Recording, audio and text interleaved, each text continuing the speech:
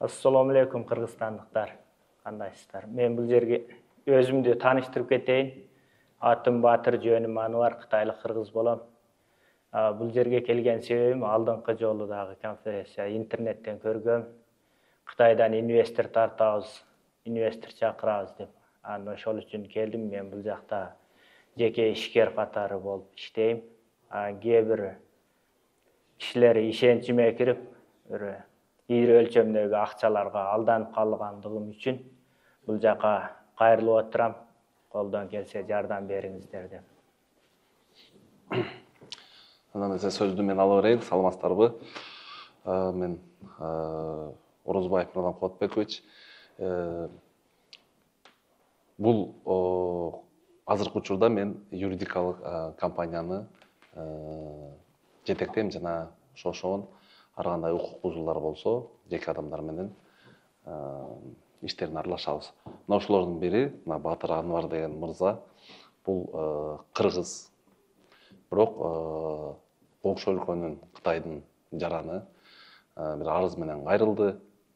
Ал арызынын чоо жайын кыска иретинде айтсам, бир ал жак бул жагы 20 миллион сомдон ашык акчаны ушул Кыргызстанга келип ишкерлик кылам деп, инвестиция салайын деп, ошол өзүнүн өлкөсүндөгү өнүккөн жакшы нерселерди ушу Кыргызстанга дагы арнайлы деп ушу алыш бериш ишинде иштеп жүрүп, көптөгөн адамдарга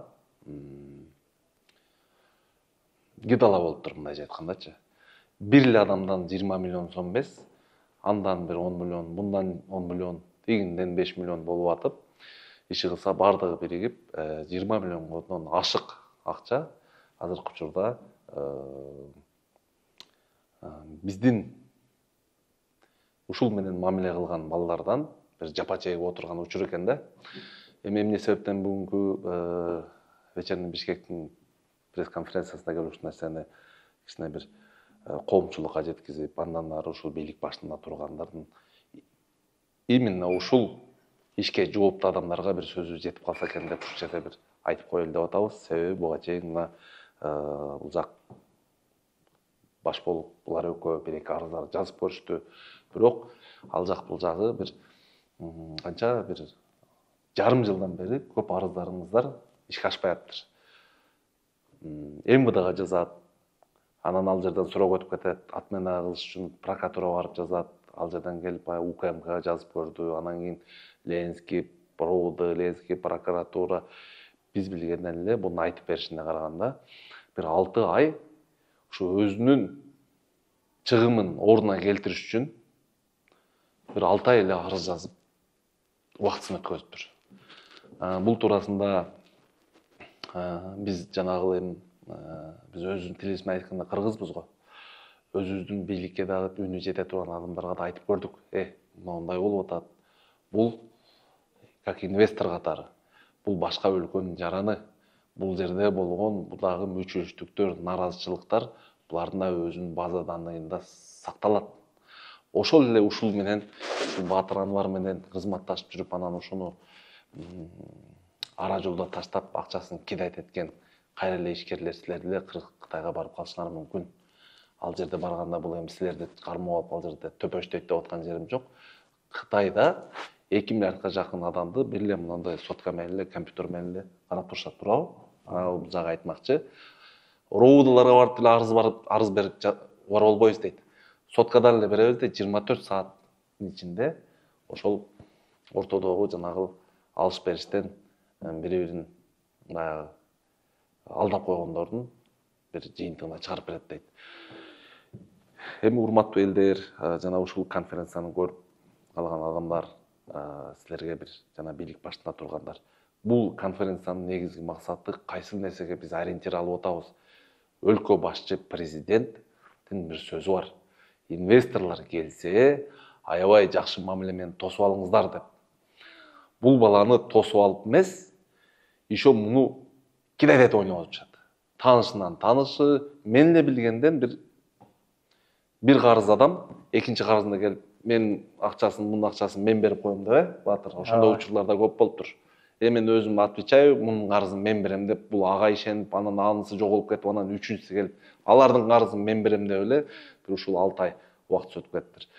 Албетте бунун кесепети эмнеге келиши мүмкүн? Бунун жеке чөнтөгүнө минус келгени менен бул ал жерден техникаларды алып келип сатат экенсиз, Кытайдан техникаларды бир алдыңкы үлгүдөгү аябай жакшы техникаларды, экскаватордон баштап, башындагы крандарды, жанагы шахмандагы миксерлер бар го, жанагы шаарда чоң үйлөрдү курулуп аткан миксерлерди алып келген бала экен.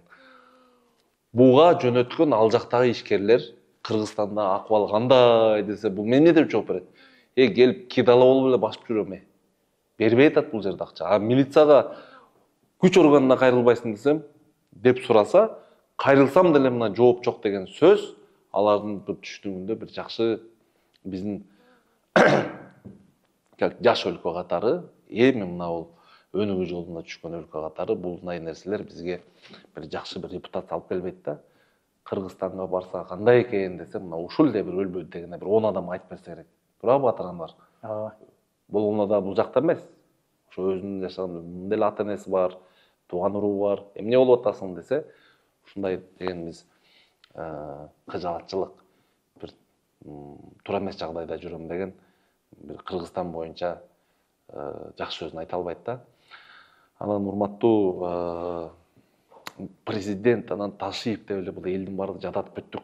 Себеби бир нерсе болсо эле ошо 2 киши кайрыла берип, анын колунда да иштеген адамдар бар болса керек.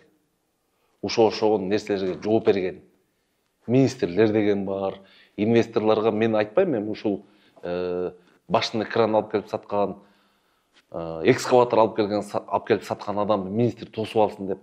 Ушул эле көрүнүш демек жогору жакта дагы болуп атат да, үстүңкү урүүндөгүлөр. Бул эми аш барса бир 20-30 миллион сом тегереткен адам экен. Андан көптөрүн биз күтүп отурбайбызбы? Эгерде ушул президент ишенип, Камчыбек Кыдыршаев ишенип койгон ушул нерсеге жооптуу кызматтар туура иштегенде, начиная тергөөдөн баштап, ошол отмена кылып бере турган жана прокуратурадагы жанагы кураторлор бар. Бир арызды канча жолу жазып келдиңиз прокуратурага? Кеминде 5-6 жолу. 5-6 жолу прокуратурага арыз жазып атат. Прокуратура азыр иштергебейт. Эмне себептен жазып атат? Тергөөнүн мүчүлсүздүгүнө нааразы болуп 5 жолу эле прокуратурага арыз жазып атса, бул тергөөдүн эмне болуп аткан акыбалда. Мен ойлойм, бул нерсени мына министр МВД дагы жөн калтырбаса керек. Өзүнүн подчиненныйларына ушул бүгүнкү материал, бүгүнкү маалыматты жеткизип, териштирип, эмне себептен мунун арызы 6 айлап. Бул айтат, бир жолу чалсам дейт, жаңы жыл башталып калды эле дейт, тергөөчү. Анан дагы бир жолу чалсам, жыл жабып атат элек деп эле бул шылтоолор көп экен да. Шылтоо дейбизби, чындап эле урматтуу министр, ушул колуңузда иштеген кызматкерлерди качан чалсаң эле иш көп, аябай ишибиз көп болуп атат деп эле ишке жетишпей калат. Ошолорду кетириңизчи. Эркин жашасын, алар деле бир ата энесин жакшы көргөн балдар, алар эмне мынчалык кор болушат? Ишке кирип алышып эле анан ишке жетишпей эле эми баягы бул жерде баягы сөгүнгөнгө уруксат жок албетте. Ушул капа болуп эле басып жүрүшөт да, иштен жетишпей атабыз, иш көп деп эле. Андайлардын же айлыгын көбөйтүп бериңиз. Бизге ошолорго баягы карапайым элдин үнүн туура жеткизиш үчүн, иштеш үчүн. Же болбосо дагы кошумча кызматтарды алып разгрузка кылыңыз да, анан чалсаң эле иш көп деп эле, сейфтерин карачы эле, мына карабайсың, буякта иш көп деп эле кайра бизге мага окшогондорго догуруп, буларды го эми алар менен андай деңгээлде сүйлөшө албаса керек. Качан иштейсиң дей албайт буларчы, себеби булардын Кытай бийлигинде мындай иштер үчүн эми астафырылла атылып кетишет. А бизде адамдарды кидать этип алып, анан 5-7 жүрүп, анан дагы келечекте депутат болом дешет. Кидайщиктер. Сечи, кече карасаң иш козголот, бүрсүгүнү побегте, кайра карасаң чакыйып, трибунадан, жогорку кеңештен чыккандар. Биз эгерде ушундай боло берсе, биздин келечек муунга кандай жүрүм турубуз менен тарбия беребиз. Илгери 90-жылкы жана бригаданын фильмди көрүп, элдин баардыгы жаш балдар бир сыйра бригада болуп тыныч эле. Азыр эми бирөөнү кидать этип, анан үстү жак менен кичине сүйлөшүп, тергөөчүлөр менен сүйлөшүп алсаң, анан ишиң бүтүрүп койсо, жып айдабанан кийин депутат боло берет экенбиз деген биз түшүнүк калтырбаш үчүн мен ойлойм алдын ала ушул нерсеге бөгөт коюшубуз керек. Министр МВД ушул нерсеге катуу көңүл буруңуз. Мен го хотя бы ушул пресс-конференция өткөзгөндө билет экенмин. Бул баланын ушул жерге кичинекей чыгымын төлөгөнгө, анан үйдөн басып келгенге биздин акылыбыз жетип атат. А ушул нерсени кыла албаган, арыз жазып коюп, Кудайдан үмүт кылып отургандар тагдырлары эмне болуп атат? Өзү келип арыз жазган өзү психологически жакшы эмес. Бул ар бир адамга бул депрессия. Анан келсең эле жана банктагыдай тосуп алып, келиңиз, эмне маселе менен келдиңиз деп албайт. Коридордо күтөсүң. Анан бирөөсү жир устуда, анан бирөөсү выездге кетти, анан ушул жерде шүмүрөйүп коридордо турасың кечкечи. Тааныштарың өтөт. Именно ошол РОУДга баягы иштериң менен барып калсаң, шүмүрөйүп бир коридордо туруп калсаң, именно ошол жерде таанышың өтөт. Эмне болду? Деп анан ушундай арыз менен келди элек. Ушул өзүнүн укугун коргой албай атса, кече еще активист болуп жүргөн бала. Анда карапайым элдин укугу кандай болот? Мен ушундай бир жүрөктөн чыккан сөз болуп калды. Урматтуу бийлик башында турган ушул нерсеге жооптулар анан карап туруп азыр мыналар эмне деп атат деп туруп эле бузукулук кылып атат, анан бизге дагы акарат келтирип атат деп эле анан крест коюп анан куугунтук кыла бербей, эми биздин деле үнүбүз угуш керек го. Мен деле үнүм эмес, мына баланын 20 миллион сом. Бирөөдөн азыр 2 миң сом карыз болуп көрчү азыр. Чала берип азыр каның ичип берет. Булан 20 миллион сом. Сиз ошол акчаларды мындай суроо да, бул жөн эле бирөөнүн адамды өпкөлөп алып. Ошол акчаларды сиз Кытайга салып, анан Кытайдан өзүңүздүн акчасы менен алдырдыңызбы, же ал бирөөнүн акчасы беле? Өзүм акчам менен алдыргам. Ошол техникалар да. Ооба. Манипулятор, шахман, миксер деп коет экен, кран, мен билгенден эле бир 5-6 тонна айтып берди. Бул техника алып келип сатат экен. Мен ойлойм, ушул менен мен дагы оюмду жыйынтыктайм. Эгерде ушул баланын урматтуу көрүүчүлөр иши ушул жерде жакшы жүрүшүп, ушул жердеги биздин жарандар туура мамиле кылып, андан кийин күч органдар ушундай нерсеге допускать эттербегенде, бул баланын иши күчөп, барып бул дрон ташымак. Барып бул жерде Кыргызстанда аябай инвестиция үчүн шарт жакшы экен деп, кичинекей бир кирпич заводун же бир асфальт заводун ачып баштамак да, биз антип эле көрүп атпайбызбы? Сөзсүз бир район ачылгандан чыгып тополоң кылып атабыз го, кирпич завод ачтырбайбыз. Анан ошол жерде сөзсүз бир чоңдор менен сүйлөшүп гана ачпаса, мындай адамдар Кыргызстанга келип кидал болуп кетпеш керек. Мен оюм. Дагы кошумчаңыз болсо айтыңыз, Батыр. РОУДга барган учурларыңызды айтып бериңизчи, РОУДга канча жолу бардыңыз? Ошо 7-8 айдан бери барып элатабыз. Тергөөчүгө жолуксаңыз эмне деди?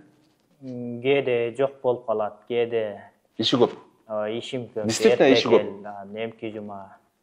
Убакыт артка чоюлуп ушул күндө. Анан баягы күнү РОУДга барып эмки жума деп барганда, анан аягында тергөөчү эмне деди? Прокуратурага жаз дедиби? Ооба, эң акыркы жолу барганда жаз деди. Өзү бүтүрбөй туруп. Анан прокуратурага барганда эмне кылдыңыз? Жаздым, эртең бүтөт деген, кайра эртеси барсам дагы эртең кел деген. Уже жазгандан үмүтүм үзүлүп баштады да. Урматтуу президент, сиздин сөзүңүз жерде калбасын. Ушул инвесторлорго кичинекей ушундай бир мамиле түзөйлү. Кичинекей шарт показательный, үлгү иретинде ушундай кичинекей болсо да ишкерлерге бир мүмкүнчүлүк түзүп берели. Жазасын алсын, эми жазасын алсын деп аткан жерим жок, эми баягы чара колдонойлу. Анын кайсы бир президент айткан экен, эгерде өзүбүздүн жергиликтүү жаран менен анан башка мамлекеттин инвестор экөө урушуп кетсе, биринчи өзүбүздүн камагыла деген экен. Бул эмне максатта? Бул деген инвесторлорго бир шарт түзүп берели деген бир ниетин билдирген президент. Ошол президент бир 10 жылда мамлекеттин экономикалык кризистен көтөрүп чыккан. Тарыхта билесиздер бардыңыздар. Сурооңуздар болсо берсеңиздер болот. Суроо. Рахмат. Атаранбаш, азыр ушул жерге чыктыңыз, эми бийликке, коомчулукка кайрылдыңыз. Эмнени суранат элеңиз сиз? Эми бул жерде суранарым азыр инвестор чакырабыз деп атпайбы. Эми мен деле Кытайдан келген жеке ишкер катары көп болбосо да, кичинекей болсо дагы бир кишилик салым кошуп инвестор катары жүрөм да. Муну алдоо жолу менен акчаларды алып, кишинин ишин карабай, ушул жумушту жолго салып берсе, биз дагы көптөгөн инвестор чакырганга мүмкүнчүлүк бар да буюрса.